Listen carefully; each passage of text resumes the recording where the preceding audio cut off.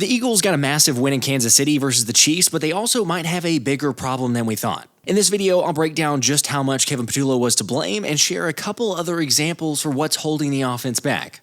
Ultimately, though, at the end of the day, they got the job done. Meanwhile, there's an update out of LA that could prove big for next week's matchup.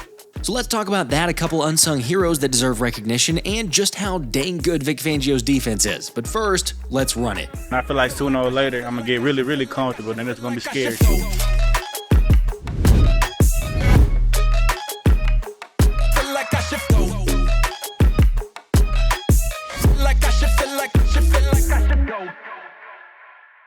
What's up, guys? The Eagles got the win, and at the end of the day, that's the most important thing that matters, which, don't worry, we'll get into that. We're going to break it all down. But first off, thanks to the sponsor of today's video, SeatGeek, you're going to be able to get a chance to win 2 Eagles tickets to any game of your choice. Because remember, after every single Eagles win this season, I'm giving away 2 of those tickets. All you got to do is drop a like on the way to the comment section, and then let me know your biggest takeaway from the Chiefs game. Now, personally, yes, there's some areas and maybe a lot of areas to clean up.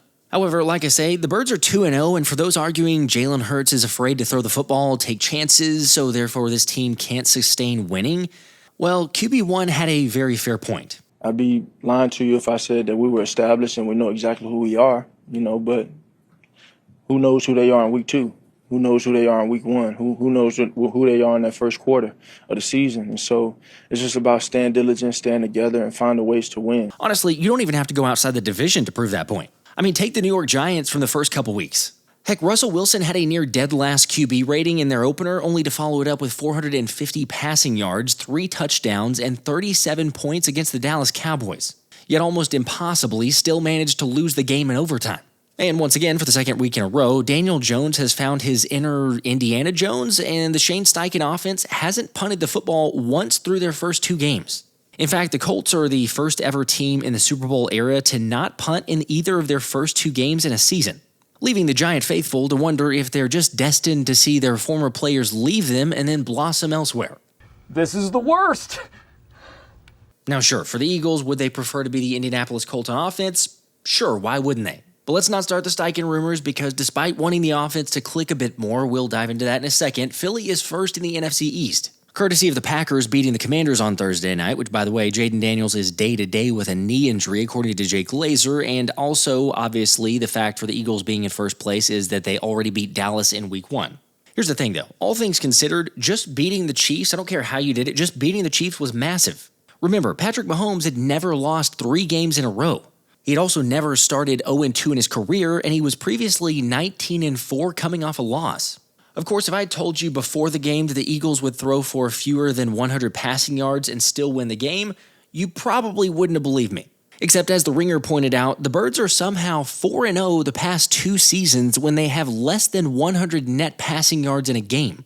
Meanwhile, the rest of the league is 5-17. Although even crazier, the Eagles were outgained 296 to 216 in total offensive yards Sunday, where according to True Media, that production is tied for the 4th fewest by any NFL team that still managed to win a game since 2000.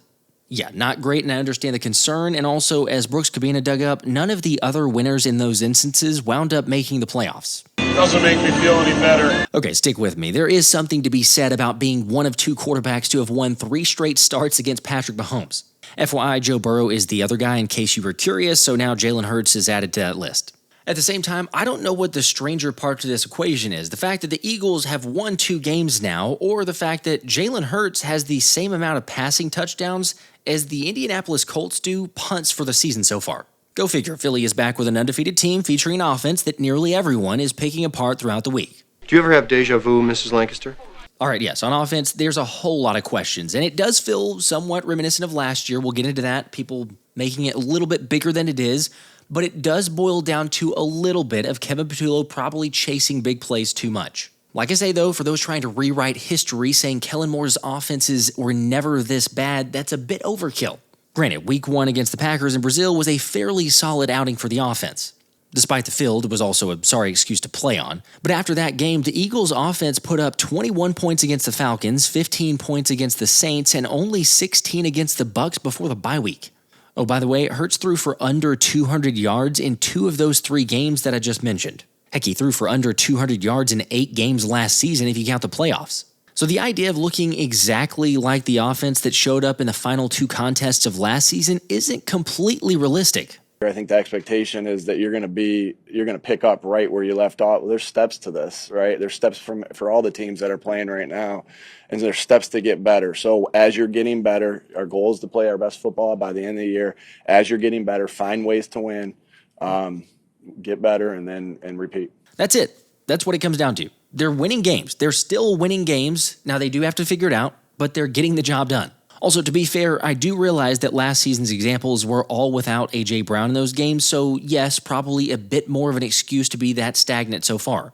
But come on, I talked about Kevin Patullo's offense and how Chan Gailey being one of the biggest mentors to him over the offseason would possibly mean it takes a little bit for him to get comfortable around what works. Having said that, I also have no problem admitting that I don't know if this current team would win the Super Bowl, but that's also perfectly fine because no team is really hitting their stride, and if they are already, it's probably not a good thing. Like Jalen says, the only thing that matters is winning. And thanks to the Eagles and SeatGeek, one of you is going to win 2 Eagles tickets to any game of your choice this season. Just need you to drop a like on this video, make sure you subscribe to the channel, and then go down to the comment section and let me know what was the biggest reason for the Eagles winning on Sunday. And speaking of that, SeatGeek wants to make sure everyone wins, so not only are they contributing to that, but they're giving all Philly Special Show subscribers 10% off your next set of tickets when you use my code SPECIAL10. And with the NFL officially back, the MLB playoffs right around the corner, and the NBA not too far behind either, now is the perfect time to score your opportunity to get great seats. Go ahead, take out your phone, open up the app, and add code SPECIAL10 to your account. Honestly, their app makes it super easy, and it's one of the easiest to sort by event, and they put the tickets all in one place with the best deals coming up first. Plus, each ticket is rated on a scale of 1 to 10, with it being super easy to find thanks to the green dots. Just saying, there's a reason SeatGeek is the #1 rated ticketing app and now season-long sponsor of the channel. As always, big kudos to SeatGeek for this insane season-long giveaway. And remember, if you want to support the channel while getting a discount on your next set of tickets, then use code SPECIAL10. Also, no worries if you don't have the app yet. I've got a link down in the description that you can click to get started. So Sunday's win marked the 16th straight game that Phillies won when Hurts has started and finished a game. Again, Hurts has thrown for less than 150 yards in 6 of those 16 games, but the fine line is he's only turned the ball over 4 times in that 16-game span. So you tell me, are they leaning towards protectiveness too much? Because that obviously plays a factor there. It's great that he's taking care of the football. We used to see Jalen playing hero ball and force it too much. Maybe a little bit more so that he could be aggressive, but ultimately they're still getting the wins. Plus, it's worth mentioning that under Nick Sirianni, the Eagles are 36-2 when they win the turnover margin, which falls to 8-7 when the turnover margin is even, and even worse, it's 12-14 when they lose the turnover margin. The question really is, where's the happy medium with this offense? Because the play calling, yes, it could have been better, but the routes also could have been much better. Like on this one particular instance late in the second quarter, as Jalen didn't really have anyone to go to. However, give credit to Chiefs defensive coordinator Steve Spagnuolo because the first time was disguising pressure, and then the second time, like Fran Duffy shared, Hurts got extra protection expecting the blitz, but KC dropped into 2-man. Now, that does not excuse anything of saying Philly has a significant amount of work to do. I'm just trying to say that there's a reason the Chiefs defense has allowed the fewest amount of points per game since 2023.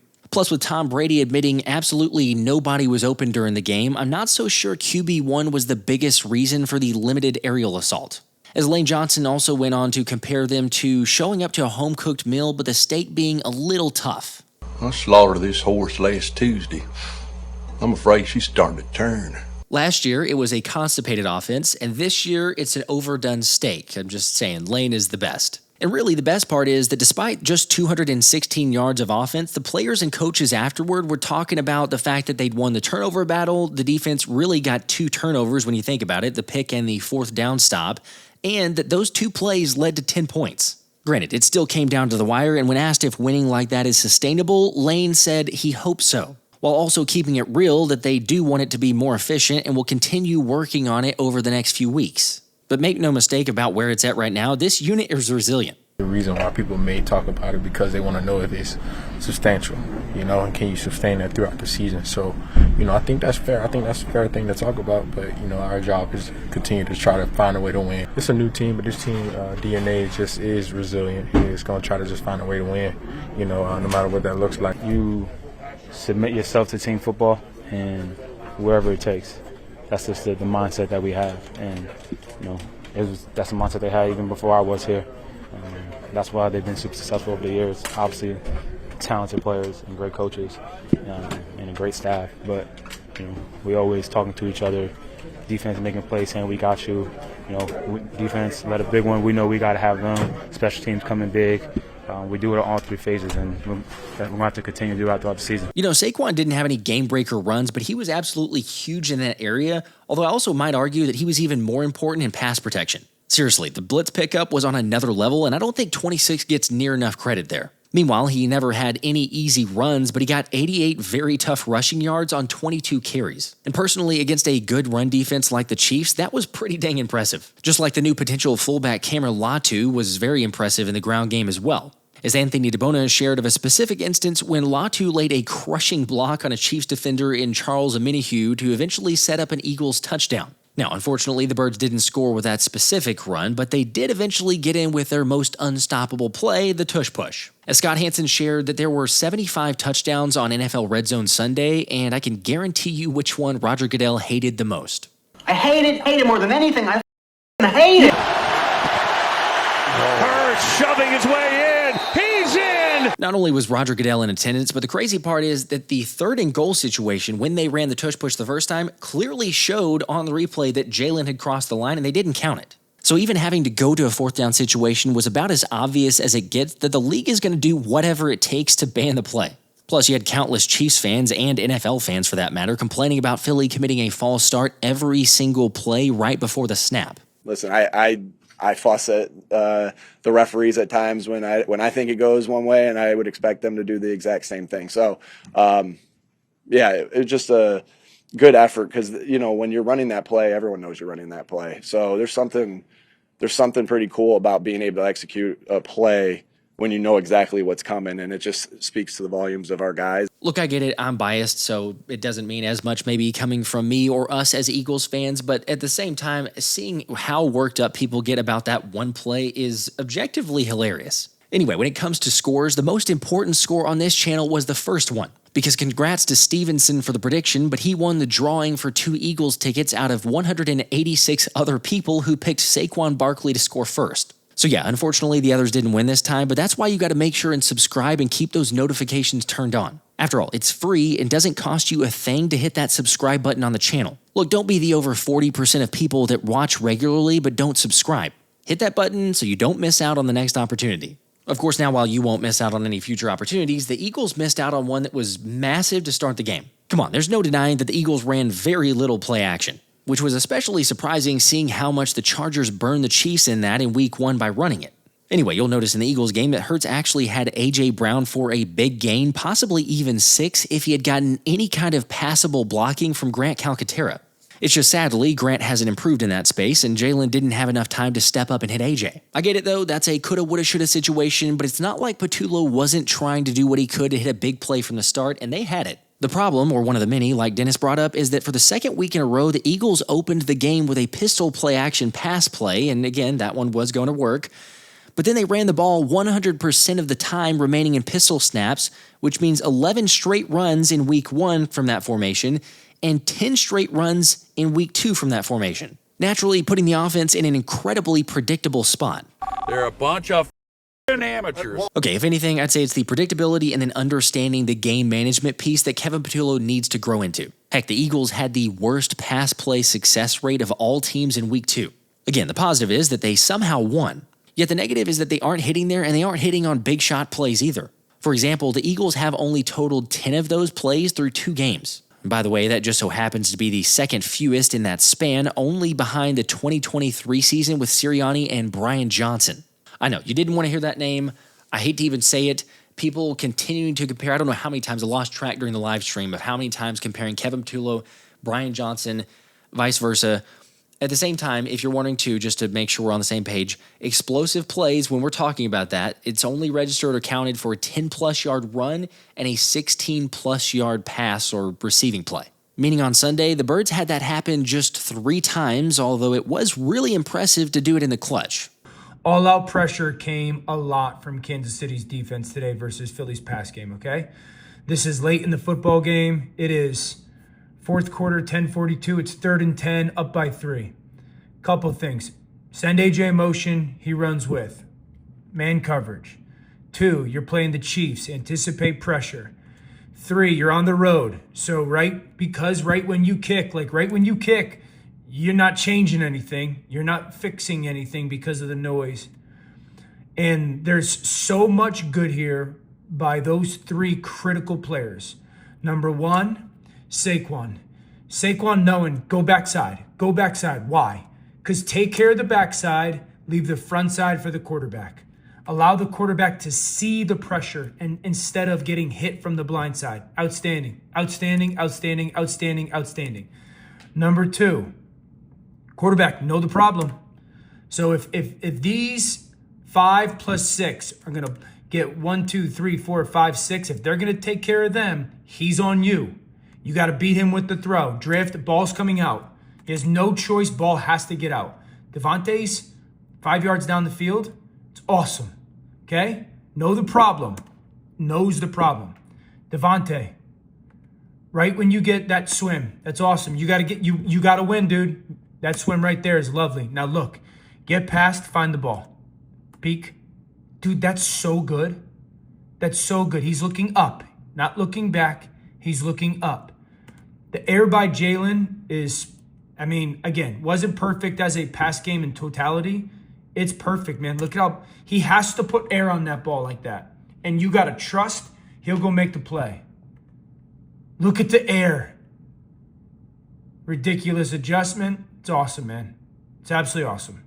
It's absolutely awesome. It's so good. Saquon scraping over. Jalen knowing the problem, getting it out. Devontae tracking the ball. Can't beat it. Look. That ball is in the air forever.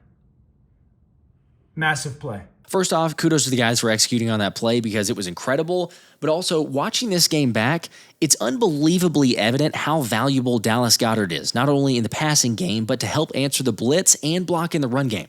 Having said that and getting some time to reflect though, I'm curious, we did this a lot last season, but your concern level on a scale of 1 to 10, 10 being major panic freak out, 1 being, as cool as a cucumber or whatever, but just on a scale of 1 to 10, how concerned are you with the Eagles offense, the way things stand, and trying to take everything into perspective? Also, while it's fair to criticize the offense, I do want to make sure and give props to Sirianni for some situational calls and quite possibly one of the best throws of the game, even if he ended up wrongly losing the challenge on that tush push. Because a decision from Andy Reid to go for it on his own side of the field was straight up crazy, especially when it was a choice to run the football against a Vic Fangio defense that held them to 55 yards minus Mahomes. I guess you're trying to be extremely aggressive coming out of the break, but really, it seemed like a just ridiculous, unnecessary risk to go for it. We loved it because, the Eagles get the stop there, but that one was a head-scratcher from Reid.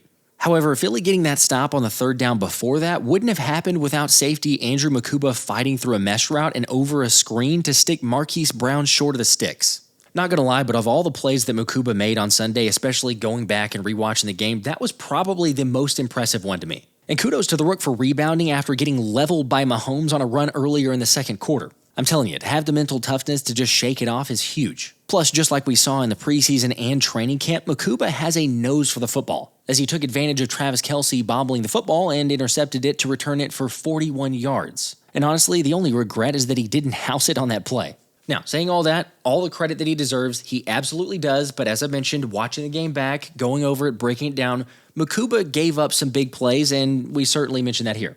Like getting trucked by Mahomes, as I already mentioned, as well as giving up the bomb to Tyquan Thornton late in the game to give the Chiefs a glimmer of hope. By the way, shout out to Fran Duffy for that one, but he said Mukuba was very likely the guy at fault in cover 4 on that play, judging from the alignments and body language when breaking it down. Which, okay, yeah, not good at all, and something Mukuba's got to clean up. But Fangio is confident that each week he's getting better, and once that happens, I can't even imagine what this defense is going to be. Reid on the sideline was one of the guys that was encouraging me throughout the whole game, to stay positive, stay confident, because, it's times where I feel like with plays I could have made that I didn't make, and I kind of beat myself up a little bit, but, I had a guy like Reid next to me telling me to stay confident, keep going. But as I play and as I make the plays that I make and be in a position, I feel like I gain more confidence just being out there and getting comfortable.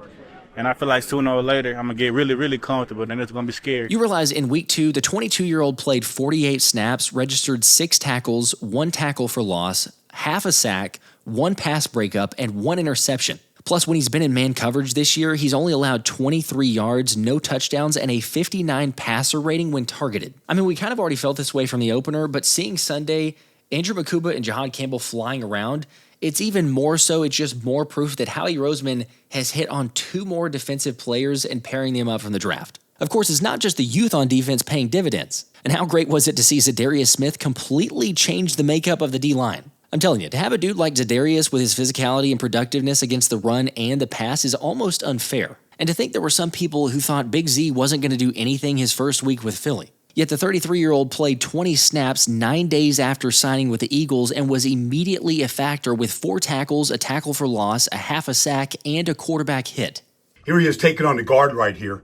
Perfect. Just keeps his outside arm free and chases down Pacheco. Zadarius looked like he was in midseason form. Everything that he did. You watch the quarterback right here, and then you fall back into the run. And you take Pacheco down, and you let him know. You take him to the mat. All right? Let him know who Zadarius is and all about. Like right here he is, bam. Like long arm right here, gets that hand down, turns the corner. Him and Mukuba get to Patrick Mahomes. No better feeling. You're on the couch 2 weeks ago. Now you're sitting on top of Mahomes at Arrowhead? Come on. That's awesome stuff. And then you get this. Like against the run, he was really good, really solid. Bam. Take on the guard, stay alive, get in on there. Him and, like, when you wrap the legs up, the running backs don't go any further. He got Pacheco by both legs. Zadarius, welcome to South Philly. I'll say this. As much as the offense had its question marks and red flags, I could go on and on about guys on the defense that deserve a ton of credit. Heck, Fangio's unit only gave up 7 points to the Chiefs in the second half after giving up no points to the Cowboys in the opener. AKA, those in-game adjustments are picking up right where they left off last season. Of course, naturally, getting Jalen Carter back was a major help, and given the QB pressures and hits while keeping Mahomes uncomfortable is huge credit to the Breadman. However, while that was to be expected, the genius of Vic Fangio, and maybe that's also expected, but the genius of what Fangio did was insane. You think about the Eagles did not blitz a single time in the Super Bowl. So 7 months ago, no blitzes. That you're thinking, okay, you go into this game, week 2, probably some similarities, maybe not drastic extremes, but Fangio did the total opposite. He blitzed 11 times. And shout out to Zack, but that 19.3 blitz percentage was the highest since Vic Fangio's been the Eagles' defensive coordinator. Meanwhile, you had Moro Ojomo, who put up a team-high 6 pressures along with a 22.2% pass rush win rate, 5 hurries, 2 quarterback hits, and a sack. I mean, I know we'd been hyping up Big Mo, especially after preseason and training camp and everything else, but it's what we said after the Cowboys game, where there were some minor struggles there. He was not meant to be double-teamed. You put Jalen Carter, and now you're seeing what Ojomo will probably do the entire season. Also, I hate that this sack got wiped away due to ridiculous offsetting penalties, but Jordan Davis is not getting nearly talked about enough for his contributions this season. Like, it's insane. He's not even the same dude out there. Especially on our first road test, I think it was just important for our team to understand what we're capable of and what we can do. And going into an environment like this is a hostile environment. And, they played their best game. And, I was just saying on the field, even to the Chiefs, just compete, because that's what we're here for. We're at the top of the top. We're in the NFL. We're playing a game. We're getting paid to play this game, and play against good teams. That's what we expect to do. And we wasn't really worried about the outcome of the game. We always wanted to get it done, but at the end of the day, we just wanted to compete. By the way, talked about Adoree Jackson very poorly, and probably he earned that in Week 1. But got to give him props for bouncing back in a pretty big way against the Chiefs. Look, I realize it's not the same talent as CeeDee Lamb and George Pickens, but seeing that he only allowed 3 receptions on 5 targets for 26 yards was very promising. Hear me out, though. I'm not saying he's the answer for sure yet, but it's headed in the right direction, and as long as he can hold serve like that, then we'll be all right. Anyway, like Anthony said, going back to the offense and after rewatching the All-22, Kevin Patullo called a better game than he thought. Ultimately, Jalen Hurts didn't have a chance on several plays because of a combination of Kansas City's constant blitzing and poor blocking. Like Chris Jones, who really gave Landon Dickerson problems in both the run and pass game. Still, I agree with Anthony and those of you who'd say Patullo should have a better game plan, but it wasn't all on him, so I'm not overly concerned. Plus, it looks like the Eagles will have an even better opportunity to get the passing game going against the Rams next week with cornerback Akhello Witherspoon headed to the IR. FYI, that's one of the top corners for LA, so to lose him should allow A.J. Brown to finally get off the mark and have a bigger game. Plus, while I don't necessarily expect this to happen, Emmanuel Forbes is the other backup cornerback or one of the backup cornerbacks, and it would be just so poetic for LA to try to play him and then A.J. Brown going off because, remember, he had a ridiculous game both times that he played Emmanuel Forbes back when he was in Washington.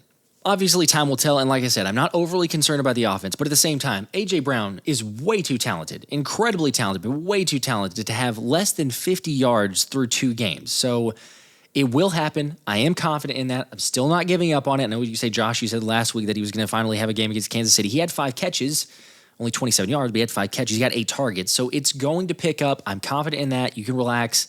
Just give it one more week. Also, speaking of 50 yards, how about Jake the Make Elliott? I mean, he's now tied for the NFL lead, going 3 for 3 on 50-plus yard field goals this season. And that's after going 1 for 7 on them last year. Just saying, with an offense that struggled a bit, knowing Elliott can be counted on is a huge bonus that not enough people are talking about.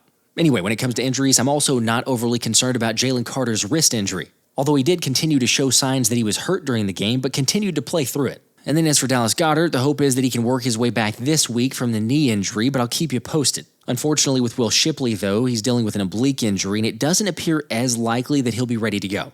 Meanwhile, around the NFC East, the Dallas Cowboys lost guard Cooper Beebe for the next 6 to 8 weeks with a high ankle sprain. And also for Washington, I already mentioned Jaden Daniels, but running back Austin Eckler is out for the season with an Achilles injury, and then defensive end Dietrich Wise Jr. was also placed on the injured reserve list as well. Just a little perspective from around the NFC. So again, like I say, the Eagles are 2-0. Could it be better? Absolutely. Could it be worse? For sure. But they're 2-0. They're leading the NFC East. This thing is going to get figured out. As always, feel free to disagree with me. Let me know your thoughts in the comments. Good luck to you guys for winning the tickets. Appreciate you as always. Make sure to like and subscribe. Let me know the good, the bad, the ugly, everything else. Eagles are still 2-0. Till next time, this has been the Philly Special. Like I should feel like